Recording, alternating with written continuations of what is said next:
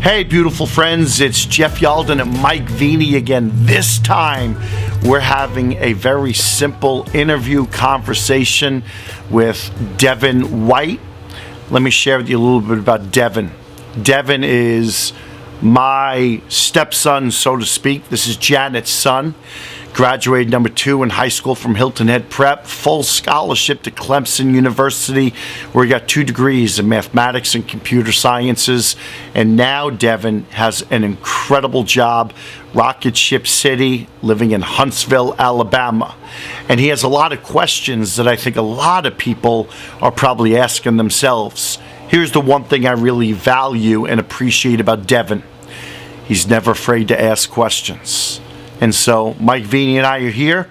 We're going to give you our answers to, at 24 years old, living a great life and having created great success for himself. Devin is like, what really is my life supposed to look like? So I've got a question for you guys. I was told, early on that I should do well in high school. So I did well in high school, and then I was told to get into college and do well in college. So I did that. And the whole point of getting into college then was to get a job. And so I did that.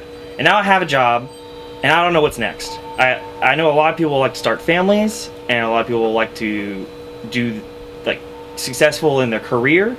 But as someone who I don't know if my career is right for me yet, and I don't have any intentions of starting a family, how do I find what my purpose is? Love your question. It's one of my favorite subjects right now. And I want to address the work thing first, because I'm going to say something that's really controversial. There's a lot of talk out there about teaching people to do work that they love. And I am actually anti that, even though I do work that I love. And let me explain why. One of the reasons for that is I think a lot of times when people are teaching people or encouraging people to do work that they love, they're actually secretly teaching them to chase pleasure, because we don't want to do unpleasurable things or things that are uncomfortable. But if you look at successful people throughout history, statistically, none of them absolutely loved what they did most of the time. In anything that you do, there is going to be painful, uncomfortable work, and there's going to be work that brings you joy. So rather than teaching people to do work that they love, I think it's important for people to discover what their talents are and actually take an inventory of those talents. And most of us don't do that. We do that sometimes when we're young in school, like this is what I'm good at. But as we grow into adulthood, we sometimes forget about that. I think it's really important to do, because when you can find work that utilizes your talents, naturally you're going to excel at it, which is going to bring you more joy. It's going to still be uncomfortable, but because you're doing something that's natural to you, it's going to make it much, much easier to find meaning in the work. And that's the bigger thing too. Rather than work you love, work that gives meaning to you. So that is my thought on work. Let me elaborate on that too. I love the question. And I think so many people have that question. It's like, listen, go to high school, do good, then go to college, do good, then get a job. I don't think the millennials today, it's kind of like the way our grandparents grew up is the way that we're growing up today. I don't know if benefits are going to be what they were. I don't know if we're going to have Social Security.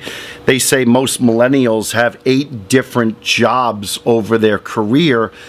I want to say this, and I don't want it to be as simple as what we've heard. Don't chase the money. I want to say chase what you're passionate about. And I think the money will come. And for some people, money means more than others. I have 3 questions that I ask, and I want to share this. I think this is really important. Every night when you go to bed, you should ask, is my life meaningful? And so what does that mean?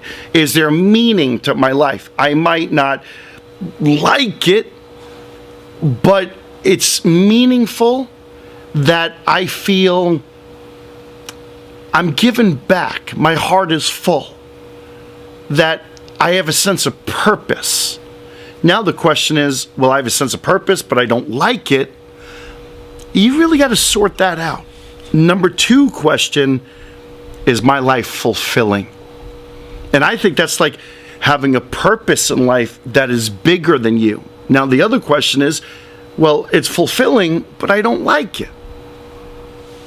The third question is my life rewarding? And so what does that mean? Do I give and does it in a way come back to me? Like, am I rewarded for the work I'm giving? And so again, you can say, yeah, my life is rewarding, but I'm not happy. And so the thing that I think, we're not always happy. I mean, what is happiness? Happy people are not happy all the time. But happy people learn to celebrate happy moments, and those moments are what we really focus on. So is it that you're not happy, but your life is meaningful, fulfilling, and rewarding? Then I think you got to reevaluate things. I think you got to be less selfish and more realistic. But I think the big thing is, what can you do that you enjoy doing? And I think the key to that is, come Sunday night, Monday morning, and you got to get ready for work. Are you okay to be getting ready for work? Well, I know you want another day off of the weekend. I think everybody wants that. But are you okay having to go to work tomorrow, doing a job that answers yes to those three questions? Meaningful, fulfilling, and rewarding. And I think when you answer yes to those three questions, you're going to be happy. Jeff, I absolutely agree with you, and I love that. I love that you encourage people to ask questions, and I think that's really important, to constantly ask yourself questions. A lot of the answers to these questions won't come right away. It's not about you asking them by looking at this video and writing answers down and you'll be happy after that and find the work you love.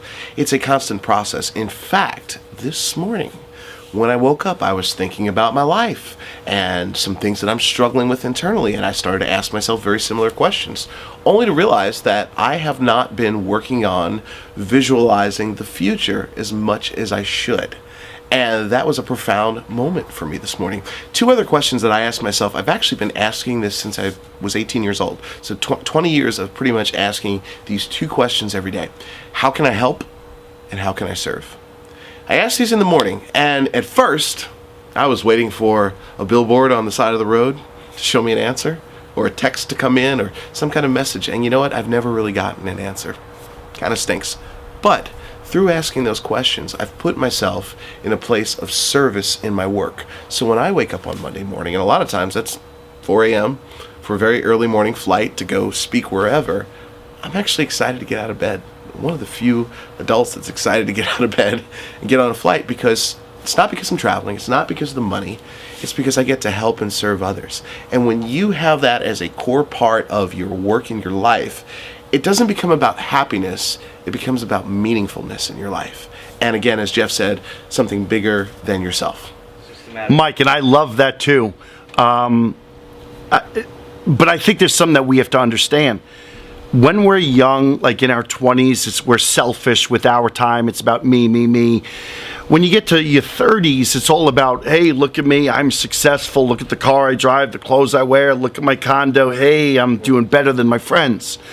When you're in your 40s, it really becomes more about your significance. And then when you're in your 50s, I think it really becomes a lot more about your legacy. So I want to say two things that I think when you're young. Number one, life is not about perfection. Life is about progress. And so you have a job, you're living, you're asking questions, you're making progress. I think it's also about being patient in the process, which leads me to number two. Don't make decisions based on emotions. Like, as Devin asked that question, one of the things that we always talked about, let's have a 5-year plan. You're 24 years old, 5 years will bring us to 29, 30. Emotionally, Devin's going to be a different person in a different place, doing what he enjoys, but he's content, but still has those questions. Where are we going to be in 5 years and we haven't made a decision that's going to affect us? Because ultimately, sometimes it only takes 2 seconds to make a decision that can ruin your life, or you take the next 30 years regretting it and recovering from it. So, awesome. You know, I love what Jeff just said about decisions, because one of the phrases we use in the mental health world is HALT. Don't make decisions when you're hungry, angry, lonely and tired. And a lot of times these types of questions about happiness and work you love come up when we're hungry, angry, lonely, and tired. So it's really important to take time to make decisions. But going back to how do you create a long-term plan when you're not used to long-term planning? It's something that you have to cultivate and just get started doing. For instance, one of the ways that I learned to do it was spending time once a week going to the park by myself and just trying to think about it. At first, for the first few months, it was kind of frustrating. I was getting nowhere.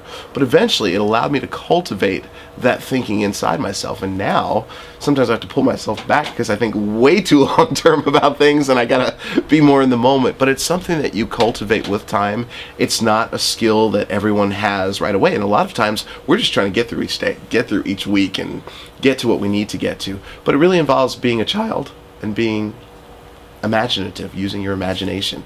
A lot of times as adults, we forget about that thing we had in kindergarten about being able to make imaginary friends or imaginary worlds. That's what long-term planning is. It's going back to being a dreamer. So I encourage you to do that. Now, Mike, you talked about chasing after jobs that harmonize with your talents and take focus of that and you utilize your talents in the best way possible. But Jeff, you said that we should go after careers that utilize feelings of meaningfulness and rewards and purpose. Now, what would you say to someone who feels like they're stuck where either a job is rewarding and meaningful and gives them purpose, but it's not suited for their talents, or the opposite, where they feel like their talents are being used to the highest of their abilities, but they don't feel like it's rewarding or meaningful? You know, Jeff and I had two different answers there, but I actually think they're kind of one and the same. Because when you are investing the time consistently in looking at your talents, you begin to naturally feel a sense of passion about things. And one of the things that you can all relate to is we've all, at some point or another, used one of our talents where we've lost track of time in doing whatever that talent executes. You know, for me, speaking is an example. That it's something that my mother used to tell me I was good at. Everyone told me I never really wanted to be a speaker, but I am now. And when I do it and when I'm really focused on doing my best at it, I actually lose track of time, and therefore the passion and meaning come through. So I believe, yes, you can be in the position where you are having those two opposites happening and you want to merge the two. But I believe if you're constantly in the process of taking an inventory about those talents, so basically what I'm saying is it's a never-ending thing. And even right now in my career, where I'm pretty happy with what I'm doing and getting to use my talents, I'm still constantly taking an inventory of what those talents are, because sometimes you develop new ones over time, and I'm always constantly checking in to see how my work could be better. How could I get it to a better place where I'm sitting right in that groove? I think one of the questions that I want to ask out of this is, can you not be happy with something that you're talented doing? Because if you're talented doing it, obviously you've worked at it. And so I could see how those are two different answers. You talk about your talents, I talk about what's meaningful, fulfilling, and rewarding, where your heart is full. Listen, I don't think it's osmosis that you wake up all of a sudden you're like a talented basketball player or a talented cook. Listen, I could be a talented cook, I guess, but I don't enjoy cooking. But it doesn't make sense to me that I would be talented, because why was I working so hard to be talented at something? I think the answer, and the way I want to come up with it, what do you wake up inspired to do that you are best at doing? And then, with you being really good at doing it, how can you find a way that by you doing it, that purpose is bigger than just you earning a paycheck? And listen, I know a paycheck is important, but what is more important, where your heart, your fulfillment, your desire to serve becomes more than just that paycheck? And so if you can find what you're good at or talented, what inspires you. Listen, again, let me go back. Don't chase the money. Chase what you wake up doing every day. I'll tell you another thing. I think overnight success takes 15 to 20 years. One of the problems, and I don't know if we're going to get to this, too many people want to graduate from college and be making $100,000 right away. I think those are unrealistic expectations. I think let's go after what we're passionate about, whether that's the college degree, the job, whatever. Be patient in the process. But while you're patient, you got to really focus on what you enjoy, what inspires you to wake up, and is it meaningful, fulfilling, and rewarding. And like you said, Mike, the more you do it, the more questions you're going to continue asking, and the better you're going to become. So maybe later you're focusing on something that you enjoy doing, and the more you focus on it, the more talented you become, because you were chasing what's meaningful, fulfilling, and rewarding. You know, I love what Jeff just said about basketball player and the cook. So let's just say you are a talented cook. You could think, well, I'm stuck working in the restaurant industry and I hate it. Well, guess what? There are other ways to use your skills as a cook. You might find more meaning in teaching a cooking class or teaching underprivileged youth how to cook. So there's so many different ways that you can utilize that. And it's really important to remember that when you have a talent, a lot of times we think there's only one way to use that talent, and then we get caught in this rat trap of, I don't love what I do. But there are a variety of ways that you can use that, and by taking the time, as I said before, to reflect and think about it, you will cultivate it. That. The other thing I want to say, the myth of the overnight success is a big problem. People think things just happen overnight because everything seems to, especially on the internet, right? Videos just pop up and you can just buy what you need, especially from Amazon. That's the one that's really getting me these days, because I can order from Amazon.com in the morning and get it delivered by 8 o'clock at night. Love that, and I'm sure it's going to get faster with time. But one thing I want to say to people that are listening out there, and this is, I think, from the book Networking with the Affluent and Their Advisors by Dr. Tom Stanley. I think it's from that book, or the other book is Never Eat Alone by Keith Ferrazzi, good book on networking. Whatever you decide to do in your life, it's going to take a minimum of 5 years just to build a sustainable network where people know you and trust you. So keep that in mind with what you choose to do. I usually suggest 5 years to really get to a point where you've built a sustainable network. I love that. I think two things I want to elaborate on too. Number one, do you enjoy doing what you're doing with people you enjoy doing it with? I think that's a big thing. And then lastly, I just want to say this. If you're not happy doing something, change. Nothing changes if nothing changes. So you actually choose, are you going to do what you're doing and you're miserable and you're not happy, but you're afraid to change? Or if you're not happy, make a change, and potentially you're going to find something that is going to be more meaningful, more fulfilling, doing it with people you enjoy spending your time with. Don't be afraid to change. Change. Exactly what I was thinking about. Just basically play the song Man in the Mirror by Michael Jackson, and that will give you some great perspective on where to start. Change. So let me ask this as a follow-up. How do you know, as a new employee, or an employee who's only been around for a year or two, out of school, how do you know that there's not something better out there? Like, you don't hate your job, but you don't necessarily wake up every day and you're like, oh, I love this. So now you're sitting here wondering, is there something better? Love that question, and it's something that a lot of people ask. I think whether you're starting out your career or late in your career, is there something better out there? The answer is yeah, there's always something better out there. But I think that question in and of itself is a problem, because a lot of times in life, it's not about is there something better, but maybe what do you need to bring to the job right now?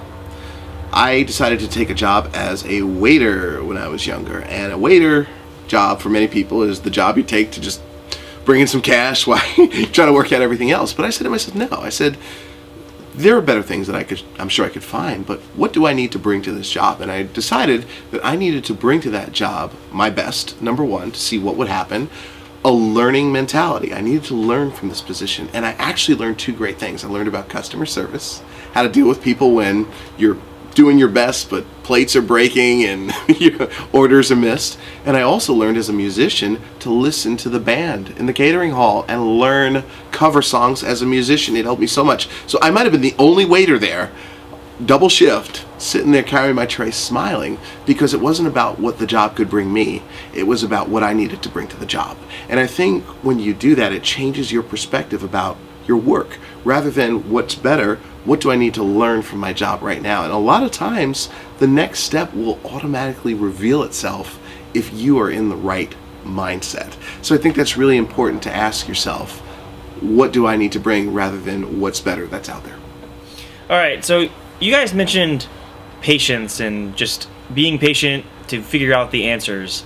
But for someone like a college student or a new employee, and if they're sitting there and every day they're waking up and they don't hate it, but they're wondering, like, should I be here or should I move somewhere else? How do you go about deciding whether or not you should just keep being more patient, or if you should make that leap of faith into a new place?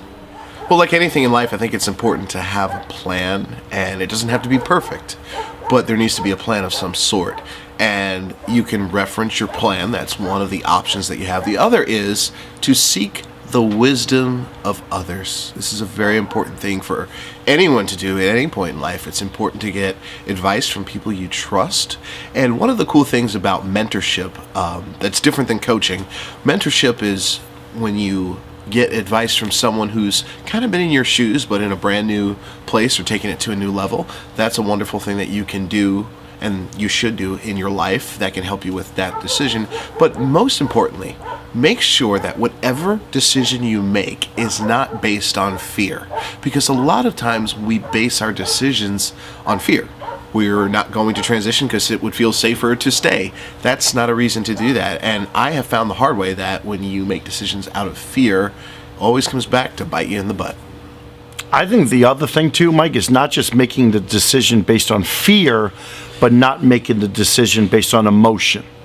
And so when you're 24 years old, you're a millennial asking that question, I think you want to be very careful. Number one, you got to be thankful you have a job in the major that you chose when you went to college, and you went to college for free because of your smarts. So again, let's go back to being patient. I like the fact that you talked about finding a mentor, developing these relationships and asking the questions over time. And I also want to go back to what you kind of alluded to. Let's have a 5-year plan. Let's have a plan that coincides with our dream. What is down the road 5 years? What is down the road 10 years? Where do you see yourself? How do you see yourself? Because the bottom line is simply this: we work every day to give ourselves a life. And so are you working, doing something you enjoy? Are you passionate about it? Are you challenged about it? Is it rewarding, meaningful, and fulfilling? Or is it just, I don't know if I'm happy? I think happiness personally, happiness professionally, you can't decipher between the two. Happiness is happiness. Your job shouldn't be what makes you happy. I don't think the people in your life shouldn't be what makes you happy. I think you have to determine what happiness means to you. Obviously, one job can make you happier than another because you like it and you have 4-day work weeks and you only have to work 30 hours a week and you get paid 7 figures and you get 700 vacation days in 1 year. That makes a lot of people happy. But happiness is something that you have to figure out. The answer to the question is simply this: how do you know? Mike, I don't think you do know, but it's always like, is the grass greener on the other side? Yeah, if it's AstroTurf. You have to fertilize the lawn on the side that you're playing. I think that's the bottom line. So with the rise of the digital age and people becoming more isolated and people staying at home more, even work at home jobs, what kind of recommendations do you guys have for just what people should be doing to keep up with social skills and not becoming too isolated and lonely? I think it's really important to have social skills. In fact, we don't realize that things have changed a lot since air condition came into people's homes way back when. Because before air condition, people could just hang out on porches and talk to each other. Even if you were an introvert, you could sit on the porch and just occasionally talk with somebody. And the need for human connection, I think it's in one of the needs for Maslow's hierarchy of needs. And so whether you think you do or not, you need social connection with people. That being said, there are a lot of people who are introverts, who are stuck behind a screen. It's important to be intentional about trying to make those connections. And I want to say this. Dealing with another human being on any level is uncomfortable. It's uncomfortable, it's scary, and the cool thing about a screen is it puts up a level of protection between you and someone else. So it's really important to develop that skill, and I always recommend that people start small. It's easy to think, oh, I gotta go out and try to make relationships or conversations and all that, but just start saying hello to people. Maybe someone you don't know, just saying hello, learn to ask questions about other people, and listen. That's really about it. But just remember this, one of the ways that we all develop friendships and connections is by finding what we have in common with someone else.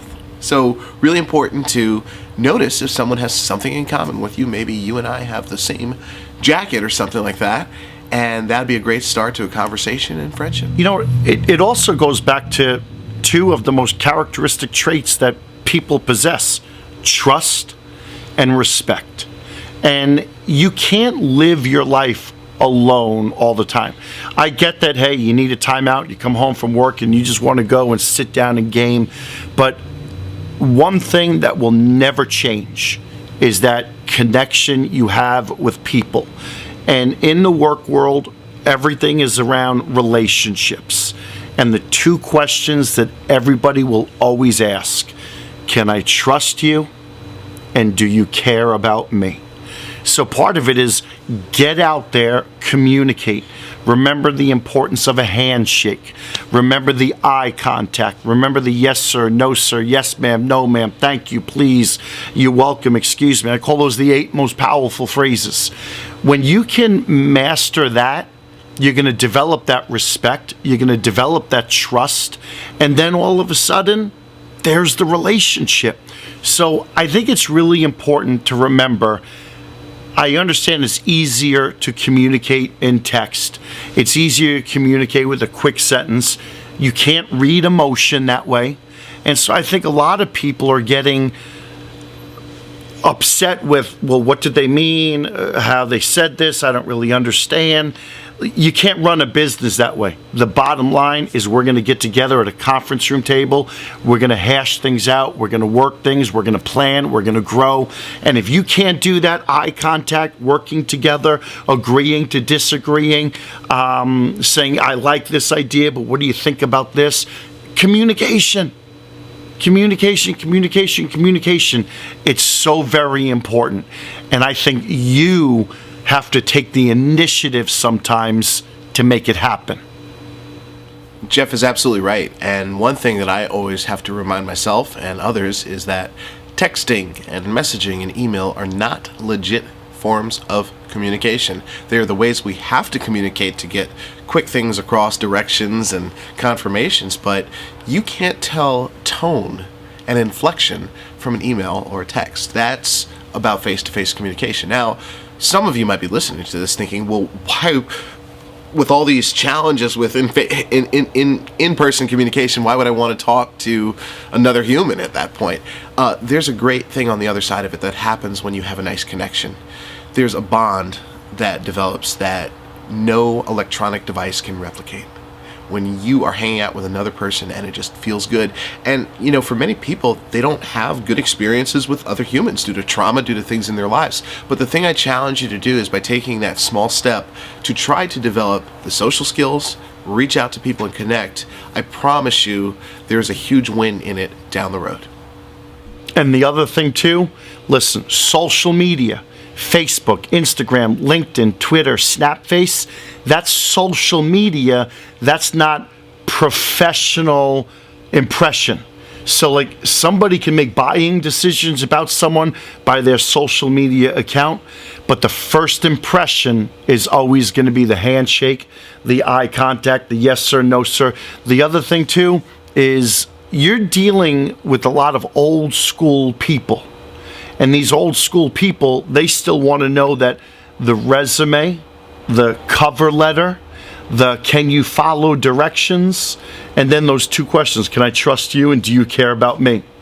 When you get past that and you get a job and then you want to communicate outside, listen, I get it. Social media is very widespread and very often used, but it's not used in the professional world. So you guys talk about how you should be building these bonds and these friendships with people, and an initial way of building these bonds is by bringing up the interests and the things that you like with people. But what do you say to people who are afraid of bringing up their interests out of fear of either being more distanced from a person or being made fun of for being interested in that activity? There's no right or wrong when it comes to socializing with other humans. And one thing that you have to remember is no matter how good you are at conversations, or even if you have popular interests, people might reject you. That's reality. But it's also part of developing relationships with others, is learning to experience rejection. And a lot of times we protect ourselves by not socializing from rejection. We protect ourselves from rejection that way, and I think it's really important to keep that in mind. The other thing is to remember that a lot of times relationships start with small talk. We're having small conversation. You don't always need to get deep right away, and an interest that you share can be just a light interest that, you know, anyone might have. Oh, you like macaroni and cheese? Where do you like to go for macaroni and cheese? I will have that conversation with anyone, by the way. That's a very important topic to me in case you meet me. But it'd be the great start to a relationship, and this is how kindergartners socialize. So it's really important to not put the pressure on yourself to have a deep conversation, but just starting a conversation. I think, this is also a question about self-esteem. So I think it's like, are you afraid to talk about your interests and what you like because you fear that someone might not like you, or because they might not have the same interests? Let me let you know this. As you go through life, not everyone's going to like you. All the crayons in the Crayola box are all of different colors, but they have one thing in common. They all color. White colors, black colors, red colors. They share a box. I think what is really important is, can you have a conversation only on what interests you, or can you diversify and have a conversation about what interests someone else? And so I kind of think, number one, if you're afraid that people aren't going to embrace your likes, listen, that's their issue. That's not your issue. But I think all too often we give the people the power over our emotions, and now we think, well, they don't like us because we think different. It's okay. What I think is really important, going back to you having the power to be able to embrace conversation with anybody, but being able to find what you both have in common. Such as, I always say, if you read the newspaper every day and you're on top of current events, you can have a conversation with anybody without feeling intimidated. So I want to really encourage people in any conversation with anybody. We all put our pants on the same way. We all have our responsibilities. We all have our obligations. We all want to sit down and have a nice meal, having a nice, meaningful conversation. And so if you can talk about things other than just what you're interested in, that's a great thing. But if someone doesn't like you because they might say, oh, well, you're a gamer, we don't have anything in common, remember, that's not your issue. That's their issue. Jeff, I love what you said there. And it's a reminder that for a lot of people, they don't understand that conversation is not just about talking and telling people about what you're interested in. In fact, there's a saying I went by for many years, that the more interesting you find me, or let me say that again, the more interest you show in me, the more interesting I find you. And the idea there is that it's important to not act interested or seem interested, but actually be interested in someone else.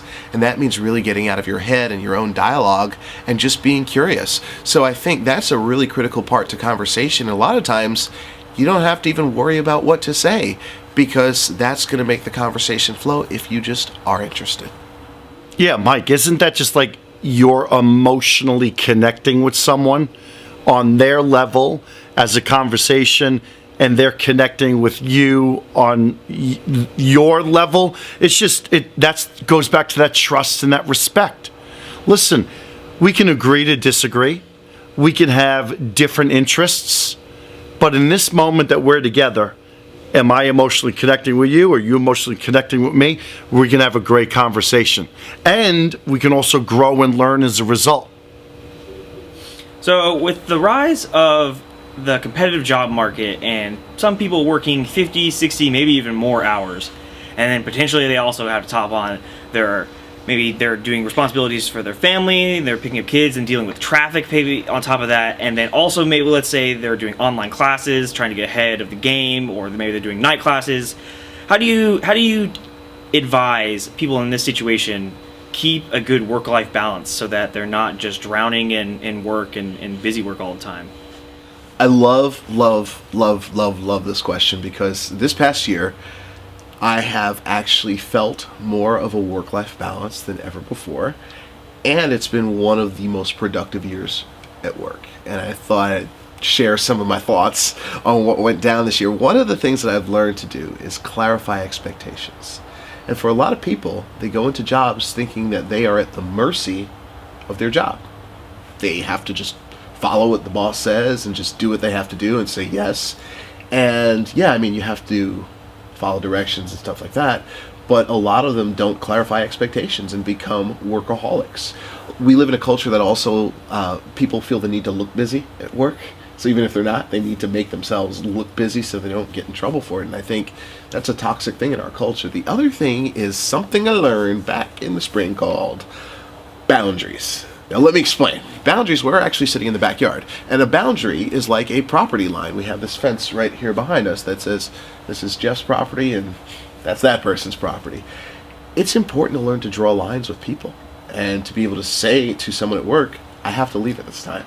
I have an appointment with my family, and be comfortable with that. That shouldn't have to be an awkward conversation where someone feels threatened. And so the thing that I've had to learn to do this year is have uncomfortable conversations and say what I need. In fact, we came to this, we landed in South Carolina on Thanksgiving morning, and I was hoping to see Jeff, but Jeff said, look, I'll be back a certain time. I got to go do my thing for myself. He's doing his thing as his friend, whatever that is at school, and he's establishing his boundary. He's out there taking care of himself, and I thought that was a wonderful thing.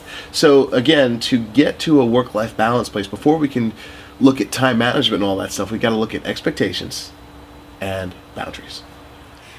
I love that too, work-life balance. I think we're at a time today where it's a major struggle, also producing a lot of stress and anxiety and expectations of, should I be doing this, should I be doing that? So couple of things I'm thinking. Number one, with social medias and cell phones, that is consuming probably 5 hours a day for many people. So I think what you said, Mike, balance and boundaries. I think maybe you got to have a set time that you get up, and that's where you do your self-care. That's where you take care of yourself. I think maybe that's also self-care, is when you do your to-do list. Here's what you have to do today. What you don't get done, you shift it over tomorrow. And you also have to think of what's important to you.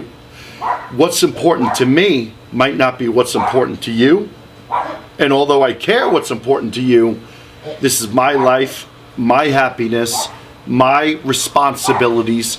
I'm going to focus on what's important to me, while you're going to focus on what's important to you. And then when we have those hours of designated free time, we can get together and enjoy each other's company. So I really think it's boundaries. I think it's balance. I think it's what's important to me. And I also think, and I'll leave it on this, responsibilities and obligations before rights and privileges. And if you have trouble with your responsibilities and obligations first, then you really need to kind of make that note. Here's responsibilities, obligations, here's rights and privileges. And you know what rights and privileges? Social media. So less time social media, more time responsibilities and obligations. And I think you're going to find maybe you do have enough time in a day. Jeff, I love what you just said. Let's go back to this. You said responsibilities and Responsibilities and obligations come before rights and privileges. Can you just slowly explain the difference between each? I want to hear this. Yeah, so great question. Responsibilities, obligations come before rights and privileges. So what that means is we all have different responsibilities and obligations. It could be like my car payment, I got to get maintenance done to the car, I have to pay my mortgage or my rent, I have to eat, I want to eat healthy versus am I going to go out to eat? Responsibilities and obligations, what is important to you that has to get done versus rights and privileges. I think sometimes we get confused with what our rights are. I think we sometimes get confused with what our privileges are. Privilege is driving a car, whether that be your parents' car or the fact that you drive your own car. Privileges could be going to the gym, getting exercise, but that can also be responsibility because that's self-care. So you might put that in, here's something that's very important for my self-care, but it's also a privilege to be able to go and work out. I think when you look at it, here's responsibilities and obligations, and here's your rights and privileges. I think our responsibilities and obligations are, if we don't do this, then there's going to be severe consequences. Versus when we do this, this is like a reward. This is the privilege as a result of working. I'll simplify it like this even further. Responsibility and obligation, you go work. The privilege is you get paid. I hope you enjoyed this video. Please take a moment to comment below, ask questions, leave your feedback. We love you. Thank you so much for watching. What he said. Boom. Thanks for watching. Boom. Good job. Yo. Good job, fellas. Good job. Great questions. Great questions. Thank you. Thank you. Thank you. And ain't nothing more important than you guys for watching the video. Take care.